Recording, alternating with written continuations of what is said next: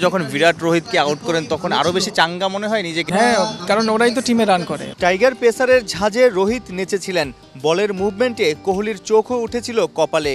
শুভমান গিল, ঋষভ পান্তের পরাস্ত করেছিলেন অনায়াসে। গেল বছর চেন্নাইয়ে প্রথম ইনিংসে রাঘব বোয়ালদের একাই শিকার করেছিলেন বাংলার হাসান মাহমুদ। অনেকের কাছে যেটা আউট অফ ড্রিম, 22 গজে সেই ভেলকি দেখিয়েছিলেন। দিন শেষে ধারাভাষ্যকার তামিম ইকবালের বাহুবাহু কুড়িয়েছিলেন। 2024-এ হাসান মাহমুদের সেরা অর্জন কোনটা?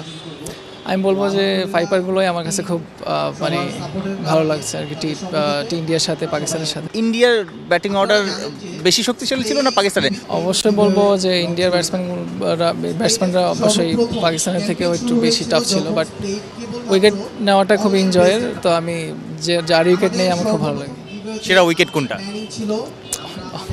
সবগুলোই সেরা উইকেট, বাট বলেন যে আমি হয়তো বিরাট কোহলির উইকেট নিয়েছি, রোহিত শর্মার উইকেট নিয়েছি, তো এইগুলো আমার কাছে ভালো লাগছে। 2024-এর মার্চে সাদা পোশাকে অভিষেক, বছর শেষে 9 টেস্টে পকেটে পুরেছেন 30 উইকেট। চলতি বিপিএলটা আহামরি যাচ্ছে না হাসান মাহমুদের, জায়গা হয়নি চ্যাম্পিয়ন্স ট্রফির স্কোয়াডেও। তবুও লম্বা রেসের ঘোড়া হতে চান লক্ষ্মীপুরের এই পেসার।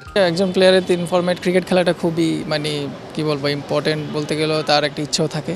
তো আমি মনে করি যে যতটুকু আমি ফিট থাকতে পারি আমি সব ফরম্যাটই খেলতে পারবো। রেড বলে মনে করেন যে আমি যদি আর্লি ব্রেক থ্রু আনতে পারি খুবই ভালো লাগে। আবার টি-20 যখন আমাকে দিতে পারে বল দেওয়া হয়, ওই দায়িত্ব নেওয়াটাও আমি খুবই স্বাচ্ছন্দ্য বোধ করি। তাসকিন, নাহিদ রানা, তাদের পারফরমেন্স, তারা যখন বোলিং করে, আপনারা যখন জুটি বেঁধে বোলিং করেন, কেমন লাগে যে এখন বাংলাদেশে পেস অ্যাটাক এত দুর্দান্ত করছে?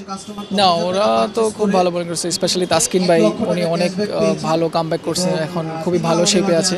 নাহিদ রানা তো fastest now in country, like এখন সবচেয়ে জোরে বল করা বোলার আর কি হিস্ট্রিতে এখন। তো ওর পাশে আছে, ওর বোলিং দেখি অনেক এনজয় করি। সবাই যখন মাঠে একসাথে থাকি তখন একে অপরের সাথে টাইম স্পেন্ড করি। নাহিদ রানার গতি, তাসকিনের অ্যাকুরেসি, হাসান মাহমুদের স্পেশালিটি কি আছে? আমার স্পেশালিটি বলতে গেলে আমি মানে সব ধরনের বোলিং করতে পারি।